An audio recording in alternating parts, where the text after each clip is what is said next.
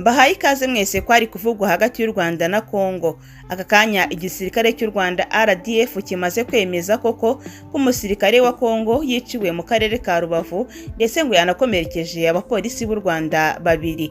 Itangazo RDF imaze gushyira ahagaragara risobanura ko uyu musirikare yakoreshaga imbunda ya AK47 hanyuma yinjirira ku mupaka muto uzwi nka Petite Barriere mu masaha y'isambiri y'igitondo uyu munsi agera muri metero 25 z'ubutaka bw'u Rwanda. Ni itangazo rigira riti yatangiye kurasa ku barinzi b'umutekano b'u Rwanda n'abasivili bambukaga umupaka akomeretsa abapolisi babiri b'u Rwanda. Umupolisi w'u Rwanda wari ku kazi yamurashe mu kwirwanaho no kurinda abasivili bambukaga ndetse n'abakozi bo ku mupaka muri rusange. Umusirikare wa Kongo yarashwe arapfa ubwo yari muri metero 25 ku butaka bw'u Rwanda. RDF yahise isaba urwego rw'umuryango w'akarere k'ibiyaga bigari rushinzwe kugenzura umutekano ku mipaka gukora iperereza kuri uyu musirikare. Yemeza kandi ko leta y'u Rwanda yanasabye ya RDC n'abayobozi b'umupaka gusura aho byabereye inisesa abaturage umutekano. Hari ariko ngo icyateye uyu musirikare wa Kongo kwinjira mu Rwanda arasaba polisi. Hari icyatangiye rero kunurwanwa ndetse n'ikinyamakuru Actualité.cd cyo muri Kongo kivuga ko amakuru cyakiriye aturuka muri kariya gace avuga ko uyu musirikare wa FARDC wari ku rugamba muri Rucuru yarakaye cyane nyuma y'urupfu rwa mugenzi we bari kumwe mu rugamba, ngo niko guhita afata umwanzuro w'ubwiyahuzi haza kuri uyu mupaka kwinjira mu Rwanda mu rwego rwo guhorera mugenzi we. Wahaye amakuru iki kinyamakuru avuga ko yarashe amasasu menshi muri zone neutre bigatuma byibura abantu 3 bapfa mu bagize inzego z'umutekano mu Rwanda mbere yo kuraswa n'umupolisi w'u Rwanda. Iki kinyamakuru kandi cyakomeje cyemeza ko urupfu rwe rwanamenyekanye kikavuga ko kugeza ubu ngo ibikorwa byose bifunzwe ahitwa Ibirere Igoma. Amaduka n'izindi nyubako z'ubucuruzi ngo zafunzwe. Abapangayi batinye ko hashobora kuba ibikorwa by'urugomo no gusahura. Ibi tubamenyeshe ko ari ibibaye nyuma y'uko kuwa gatatu ku mupaka w'u Rwanda na RDC Igoma habereye imyigaragambyo ikomeye y'abanyekongo bamaganaga u Rwanda barushinja gufasha umutwe wa M23 wanganya n'igisirikare cy'igihugu cyabo FARDC.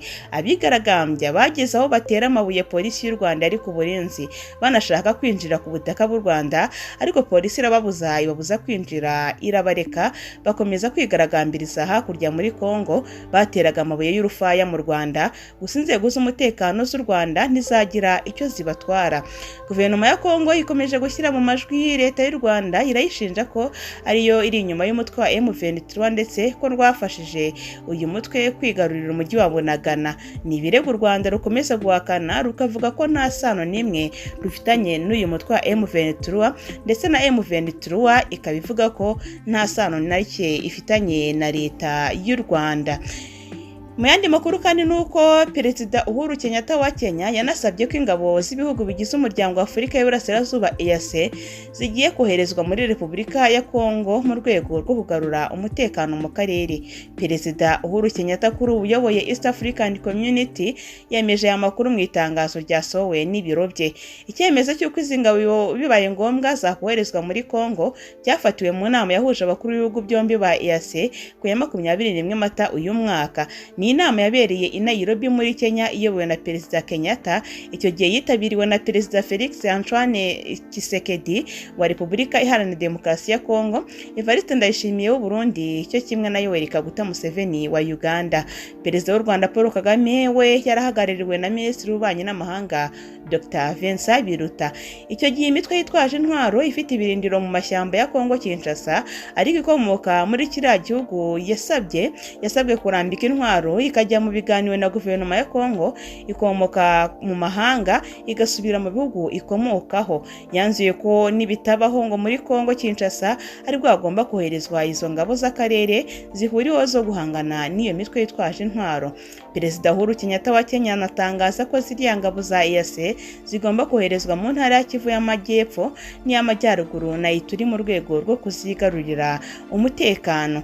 Yanategetse by'umwihariko imitwe yitwaje intwaro ikorera mu burasirazuba bwa Kongo Kinshasa kurambika intwaro ikayoboka inzira za politiki.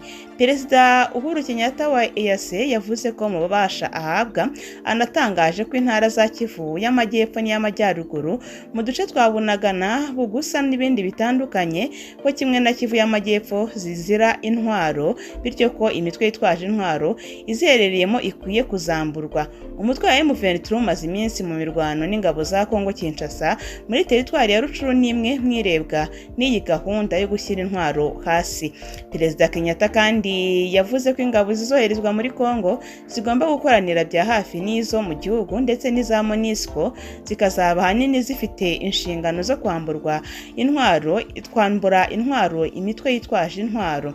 Bikaba biteganijwe ko inama izabera i Nairobi ku cyumweru ejo muri tariki ya 19 Kamena uyu mwaka izahuza abagaba bakuru b'ingabo z'ibihugu by'akarere biri muri iriya gahunda ya Nairobi, ari nayo mpamvu izategurirwamo bwa nyuma ibijyanye no kohereza ziriya ngabo, niba bagomba guhita babishyira mu bikorwa cyangwa se niba hari ikindi bagomba guhita bakora. Mu yandi makuru kandi, u Rwanda ruhangayikishijwe n'uko ntacyo umuryango w'abibumbye kugeza ubu ngubu uravuga cyangwa se ntacyo uratangaza ku bushotoranyi bwa RDC. Umuvugizi wa guverinoma y'u Rwanda Madamu Yolande Makolo avuga ko kuba umuryango w'abibumbye utaragira icyo uvuga ku bushotoranyi bwa Repubulika ya Kongo ari ikintu cyo kwibazaho, avuga ko bidakwiye na gato. Yolande Makolo yabivuze asubiza ku by'umuvugizi w'umunyamabanga mukuru w'umuryango w'abibumbye witwa Stéphane Dujarric aherutse gusohora mu itangazo ryavuga ko biri kubera muri Kongo ya Demokarasi ya Kongo, ariko ntiyagira icyo avuga ku bushotoranyi bwa Kinshasa ku butaka bw'u Rwanda. Itangazo Stéphane Dujarric yasohoye ku ya 13 Kamena uyu mwaka avuga ko ibiri kubera muri Repubulika ya Kongo byose biri kuba mu gihe hari ingabo za ONU zimaze igihe kandi zivuga ko zoherejwe kugarura amahoro muri kiriya gihugu zamamaye ku izina rya MONUSCO. Yolande Makolo avuga ko ubusanzwe ibihugu byose bifite uburenganzira ku busugire bwabyo, bityo ko iyo ari kimwe rero kirashe ku kindi biba ari ukurengera amategeko mpuzamahanga kandi bigira ingaruka zikomeye. Yolande Makolo avuga ko kuba ingabo z'uriya muryango zidakoma mu nkokora ngo zibuze cyangwa se zamagane mu buryo bweruye ibitero bigwa mu butaka bw'u Rwanda biturutse muri Kinshasa ari byo byakwibazwaho ndetse no kwamaganwa. Hiyongeraho ko ibisasu biraswa ku butaka bw'u Rwanda bituruka mu gihugu kimaze imyaka 28 gicumbikiye abafite ingengabitekerezo ya Jenoside yakorewe Abatutsi benshi bafite inkomoko ku basize bayikoze mu mwaka w'1994 cyangwa se bayikoze mu buryo butaziguye.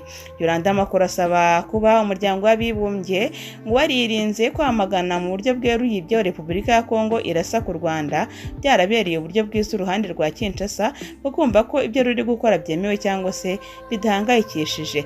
Ku butaka bw'u Rwanda hamaze kuraswa ibisasu inshuro zigera kuri 3 mu gihe cy'amezi 4 gusa. Buri nshuro leta y'u Rwanda yarabyamaganye ndetse isaba inzego bireba mu karere ibyo bihugu byombi biherereyemo kwinjira muri iki kibazo kugira ngo Kinshasa idakomeza gushotora u Rwanda. Mu itangazo rya Dujarric harimo interuro ivuga ko FDLR ari umutwe utuje kandi akaga ngo aka karere ari uko nyuma y'iyo nteruro nta kindi kihanditse cyangwa se cyamagana ibyo uwo mutwe ukora.